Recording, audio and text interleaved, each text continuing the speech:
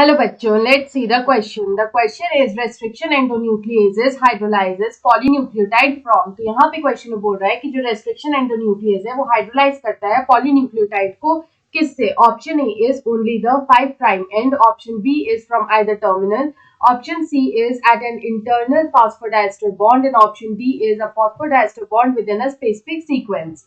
तो यहाँ पे अगर हम लोग बात करें अबाउट रेस्ट्रिक्शन एंडोन्यूक्लियस की, तो यहाँ पे ये जो रेस्ट्रिक्शन एंडोन्यूक्लियस है ये होता क्या है? तो यहाँ पे ये यूज होता है इन बायोटेक्नोलॉजी. तो यहाँ पे इसको बायोटेक्नोलॉजी में यूज करते हैं. इसको हम लोग बोलते हैं molecular scissors. They are also known as molecular scissors. तो यहाँ पे इनको मॉलिक्यूलर सिजर्स क्यों बोलते हैं? ये जो रेस्ट्रिक्शन एंडोन्यूक्लियस होते हैं बेसिकली ये एक तरह के एंजाइम होते हैं. They are a type of enzyme.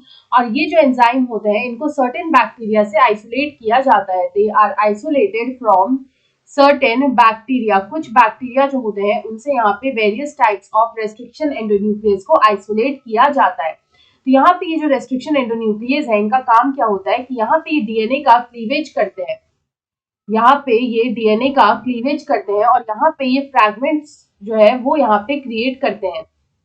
DNA के फ्रैगमेंट्स को यहाँ पे ये क्रिएट करते हैं. तो यहाँ पे ये क्लीवेज करते कहाँ पे है? तो यहाँ पे ये जो फॉस्फोडाइस्टर बॉन्ड है वहां पे ये जो है इस बॉन्ड को ब्रेक करते हैं, उसका यहाँ पे ये क्लीवेज करते हैं. तो हम लोग बोल सकते हैं कि यहाँ पे जो फॉस्फोडाइस्टर बॉन्ड प्रेजेंट होता है इन द डीएनए उसमें यहाँ पे ये क्लीवेज करते हैं. तो उसका जो स्पेसिफिक सीक्वेंस